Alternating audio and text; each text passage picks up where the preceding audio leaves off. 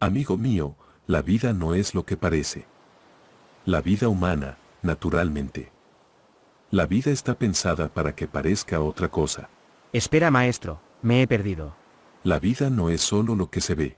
Sé que existe lo que no vemos, lo invisible, lo sabemos por ti, maestro. Ahora hablo de la vida humana, no de la realidad en el más allá en las fronteras del espíritu. Esta, la vida humana, no es la realidad. Tú lo sabes. Algún día regresarás a la realidad. Lo que te diré a continuación es algo duro de comprender, porque todos de alguna forma ya tienen un concepto de lo que es la vida. Otros lo están descubriendo. Algunos simplemente no la tienen y la vida para ellos son eventos fortuitos y que van aconteciendo y la única tarea es subsistir. Otros intuyen que el universo no es simplemente lo que vemos, debe haber más, pero tampoco afirman la existencia en algo más porque, simplemente, no tienen pruebas. Efectivamente, maestro, nosotros, hombres de ciencia, como ya te hemos dicho, nos es difícil creer en muchas de tus palabras. Tú no pide creer en algo sin pruebas, confiar con la intuición subjetiva. Ya esos puntos los he aclarado, no quiero conversarlos de nuevo. Si los quieren saber las personas que nos escuchan, al final de esta conversación, al final de este video, estará una lista con todas las conversaciones que he conversado contigo y con las demás personas. Con respecto a las dudas de la ciencia y la fe. Pero lo que te quiero decir, va más allá del mero hecho de discutir cómo encajar la realidad de Dios en unas mentes científicas, escépticas, incrédulas o ateas. Recuerda, la idea no es imponer, sino exponer. La idea no es hacer choques de ideas para que, de manera lógicamente elocuente, convencer al incrédulo que el creyente sí tiene la razón. Yo no los he mandado a que discutan con todos lo que tengan al frente sobre Dios o convertirlos a todo en la fe de mi mensaje. Pero tú mandaste a tus creyentes a dar la buena nueva. Sí, con el ejemplo, no solo con las palabras. Eso es con el único fin de incentivar al incrédulo a que pregunte por su iniciativa de esa posibilidad donde solo su filosofía o ciencia puede llegar. La perspectiva espiritual a la vista física y material de las cosas, sin esa perspectiva, tendrás menos de la mitad de la visión más o menos completa de los propósitos de cada acontecer. La vida humana, por tanto, está imaginada por Dios de forma que creas que es lo único que tienes. Es otra genialidad del Padre. Bueno, no se ha comprobado la vida después de la muerte. Así es. Si el Padre hubiera querido que ustedes tuvieran pruebas diarias de que la vida no es el final, ya se os hubiera dado. Cierto. La mayoría de los humanos considera que la vida es lo único que tiene, lo único real. Y así debe ser. De lo contrario, la vida solo sería una comedia. Préstame atención, querido amigo, si el ser humano tiene pruebas de la espiritualidad, no se tomaría en serio esta vida física. Es peligroso más bien mostrarle un exceso de revelación de que existe la vida espiritual, o que existe el alma, o que existe el mismo Dios. Por eso te dije con claridad en las conversaciones pasadas, que a Dios no está para comprobar. Dios no permite que lo comprueben como lo hacen los científicos de tu mundo, pero sí permite que le experimentes y valides que su realidad se puede manifestar en los hechos de tu vida y en la vida de los que te rodean, en las acciones de luz que puedas hacer a otros. Por eso os dije en cierta ocasión de que sois la luz del mundo. Ah, ¿es que la vida no es una comedia? Me estás diciendo, maestro, que efectivamente la vida da la apariencia de ser la única vida, pero al final si nosotros descubrimos que el alma existe, uno concluiría que la vida física no es tan importante si a la larga seguiremos existiendo en otro plano de existencia espiritual. Dejaríamos de tomarnos tan en serio las cosas e incluso abandonaríamos sistemas enteros de cosas precisamente, porque consideramos que la vida es lo único y que tras la muerte no hay más. Lo es, mi impaciente amigo, pero no debe parecerlo. Acabas de entender, querido amigo, por eso la vida debe parecer algo distinto a lo que fue diseñado. Te escucho. Como te dije, es difícil escuchar esto porque todos tienen un concepto distinto de la vida y por tanto, si yo te digo aquí y ahora el sentido y propósito de la vida humana, me estaría cargando con los cientos y cientos de visiones de distintas mentes del cual han construido su paradigma de la vida. En otras palabras, estaría destruyendo todo un esfuerzo de personas en saber qué es la vida, cuando en realidad muchos sacan este concepto de la vida a causa de sus experiencias. Una persona que ha sufrido injusticias y abusos tendrá un concepto de la vida más oscuro que aquella persona que ha tenido una vida relativamente normal tantas dificultades. Para una persona tendrá menos esperanza y para la otra parecerá que vive en su propia burbuja de realidad ficticia como si en el mundo no pasara gran cosa y que todo está perfecto, puesto que, a él, dentro de su burbuja, no pasa nada. La primera persona, menos optimista, tendrá por experiencia de sus traumas las justificaciones necesarias para no cambiar su paradigma de la vida, manifestando desesperanza a cualquier tipo de iniciativa lumínica puesto que en el poder que rigen los gobernantes hay corrupción y permite la injusticia. Y la otra persona ni caería en cuenta de estas cosas ya que estaría siempre en una posición más cómoda de dinero o que vive encerrado en su casa. Ambas realidades son ciertas. Ambas realidades tienen razón si cada una argumenta. Pero, ¿quién tiene la verdad? ¿Qué palabras de optimismo le podrías decir a una persona que fue maltratada y abusada? ¿Crees que la visión esperanzadora de la vida que tú puedas tener pueda generar cambios en esa persona? A juzgar por lo que dices, maestro, cada uno crea su concepto de la vida según su experiencia. Y en verdad os digo que yo he venido a elevar cualquier concepto que puedan tener en la vida, y que, a pesar de cualquier circunstancia adversa, os he revelado que todo comienza en el interior del ser humano, reconocer tus capacidades cuando te conozcas a ti mismo. Sea en el tramo que sea, puedes comenzar tu avance espiritual. Yo tengo la misión de revelar lo que ningún ojo ha visto, oído ha escuchado o corazón humano ha sentido. Vivir es una oportunidad. ¿Recuerdas? También lo hemos hablado en conversaciones pasadas. Vivir es la oportunidad de hacer y de sentir cosas que nunca más volverás a hacer o sentir. Vivir es un regalo. Te lo proporcionan para que experimentes. Para experimentar el dolor, la ignorancia y la desesperación. Eso ya lo hablamos en el video anterior. Permití precisamente que expresaras todos aquel sentir de una persona que ha sufrido injusticia, y yo pacientemente os respondí extensamente punto por punto. Pero amigo mío, te pido que no tengas a cada 5 segundos resistencia a mis palabras.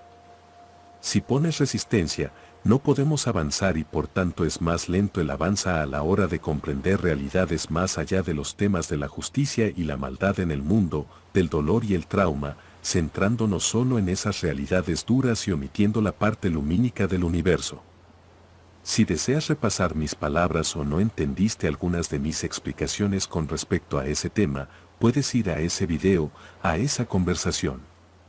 Pero como te digo, muchos humanos como tú, al inicio tienen muchísimas resistencias, algunas ideas son propias, otras adquiridas por otros para no profundizar o experimentar estas otras realidades por el simple hecho de que aquellos que os habla de Dios han fallado como personas o aquellas instituciones que os habla de Dios no son tan correctas en la sociedad. Si el niño cuestiona cada palabra de su maestro, la clase no avanza. No digo que no cuestiones o dudes, incluso de mi mensaje. En la conversación anterior te di espacio para que ampliaras tus dudas hasta donde más no pudiste, pero como en la analogía del niño que tanto me gusta, hay cosas que simplemente hay que esperar a que crezca para que las pueda comprender. Sigue, maestro. Mi intención tampoco es ser una persona amargada que no quiere escuchar. Entiendo que hay que tener una iniciativa propia en abrirse a escucharte. Es obvio que si no tengo la disposición de escucharte, me voy a quedar solo con mis objeciones negativas, sino saber la otra cara. Eso lo tengo muy claro. Escúchame muy bien, mensajero. Vivir es asomarse al tiempo. Sentirlo. Degustarlo. Allí de donde vienes y a donde regresarás, no hay tiempo.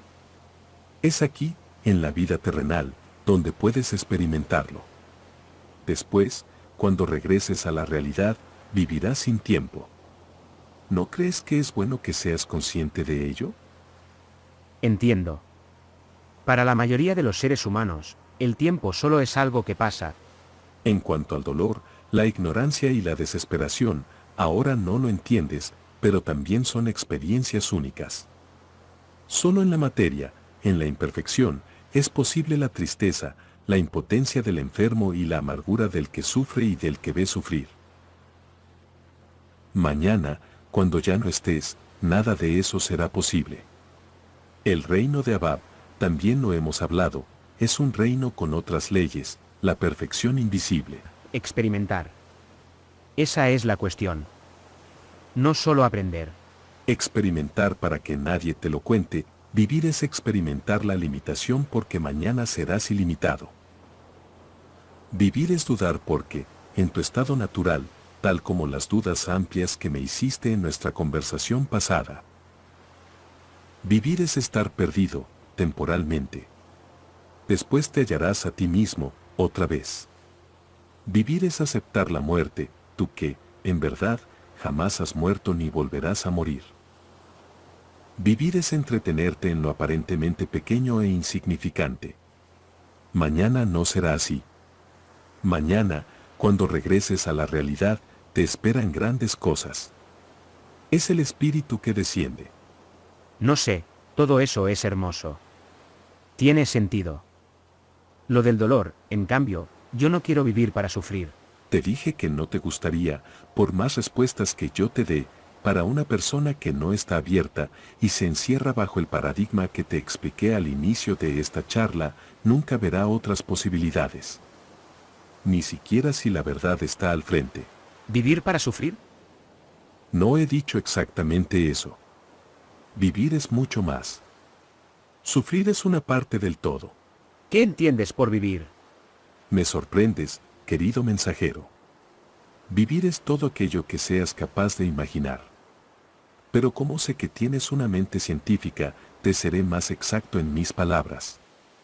Toma nota, querido mensajero, vivir es despertar, regresar, llorar, soñar, ver y no ver, querer y no poder, caer, alzarse, saber e ignorar, despertar en la oscuridad, hablar sin palabras, no destacar, aborrecer, amar y dejar de amar, ser amado y dejar escapar, ver morir y saber que vas a morir, trabajar sin saber por qué ni para qué, entregarte, acariciar lo más pequeño, no esperar nada a cambio, sonreír ante la adversidad, dejar que la belleza te abrace, oír y volver a oír.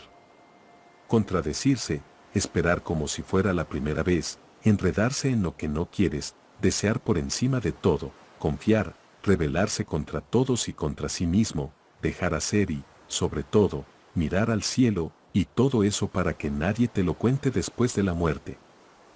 La vida no consiste en ser bueno o malo. ¿Cómo se te ocurren esas cosas? La bondad y la maldad forman parte de la vida, pero no son el objetivo.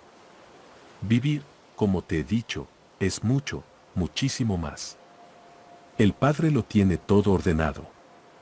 Es claro que, mientras buscas y realizas la voluntad de mi Padre, serás un ser grande y buscarás naturalmente la bondad, grandeza y bondad van de la mano, pero tampoco resumas la vida en blanco y negro, en bondad o maldad, son sistemas binarios que en una época satisfacía las mentes pensantes, pero ahora en tu mundo ya no lo es tanto, la espiritualidad va mucho más allá de eso.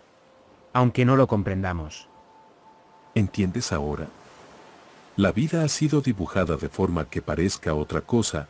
Pero, ¿por qué todo esto no es conocido? Lo estoy haciendo, contigo. Lo estoy dejando por aquí para que las personas puedan, al menos reflexionar más allá de sus sistemas de creencias. A eso he venido, a descubrir que el cielo existe, querida hormiga.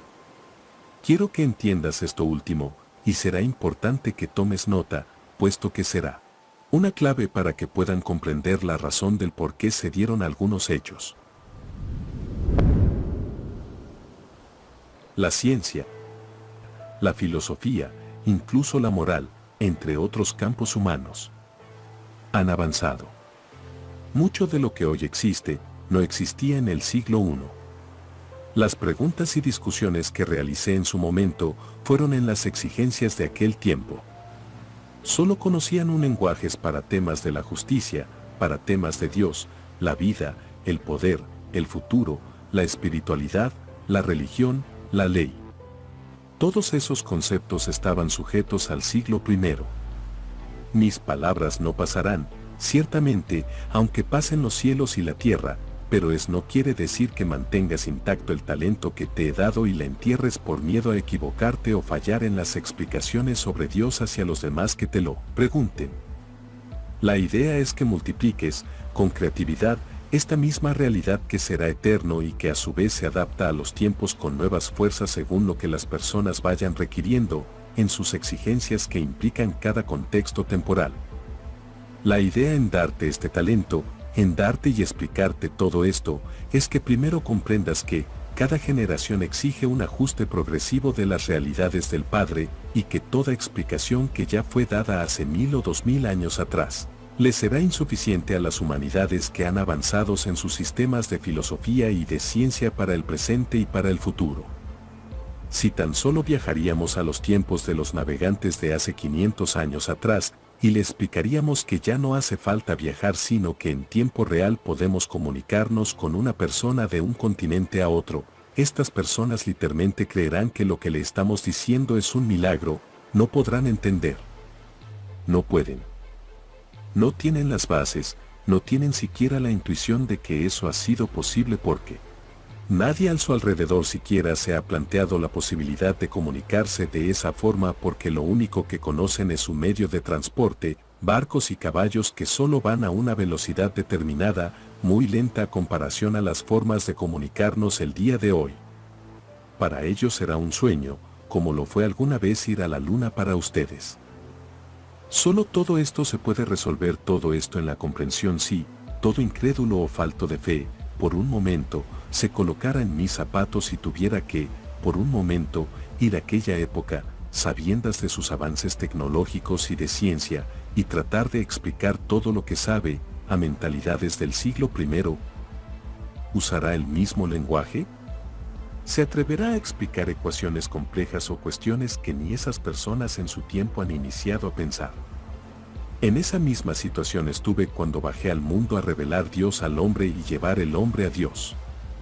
Por esto y más, ni me molesté en demostrar la existencia de Dios de manera de debate, o dejar reglas y fórmulas, o máximas filosóficas o pistas científicas de manera escritas para que cada creyente tuviera la manera absoluta de demostrar a Dios. Cualquier cosa que hubiera dejado con esa intención, a los 500 años, hubiera que ser corregido, porque la misma época me limitaría en mis explicaciones. Nuevamente esto se refleja con más claridad en la analogía del niño. Un padre adulto sabe ecuaciones físicas, de ciencia exacta, complejas que incluso consideras realidades como las de multiuniversos y dimensiones. Y solo tenemos a un niño que tiene 5 años. Por más que su padre quisiera enseñarle ecuaciones complejas al niño, primero tiene que educar su atención, porque si no educa su atención, no sabrá retener ni 5 segundos de las explicaciones de su padre. Luego darle una buena alimentación, puesto que si no está bien alimentado, se dormirá en clase o se enfermará. También proporcionarle una buena familia, una buena crianza que para nada tiene que ver con las matemáticas sino sobre sus modales, valores y principios. Puesto que, si recibe un conocimiento matemático sin responsabilidad, puede usarlo luego para crear armas destructivas por el simple hecho de saber algunos cálculos para someter a otros con su conocimiento.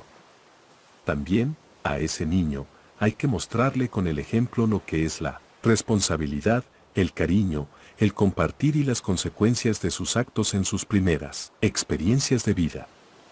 Por tanto, con tan solo tener este panorama, ya te das cuenta el grave error de darle a la humanidad una fórmula exacta de Dios. Eso verdaderamente hubiera sido el sacrificio completo de la personalidad humana. Sería no pensar, porque ya todo está escrito. Y es necesario aclarar este asunto, porque a partir de aquí, empiezan las fallas, la falta de comprensión o de perspectiva. Todos hablan por su propia cuenta, juzgando con juicios de su tiempo a épocas que tenían otras maneras, menos exactas, de visualizar el mundo. Por tanto, te pregunto, querido amigo, ¿sería inteligente saturar al niño y adelantarle en una revelación 30 años en tan solo una semana de vida? ¿Sería sano para su integridad enseñarle ciencias exactas y los muchos dilemas del mundo y dejarlo a la deriva sin apoyos iniciales de vida, solo porque queremos que vea la realidad sin cuentos infantiles que usualmente ellos ven para jugar e imaginar? ¿Sería agradable quitarles los juguetes típicos de la edad porque nosotros, como adultos, sabemos que esos juegos de nada servirían en un mundo donde lo menos que usamos son juguetes?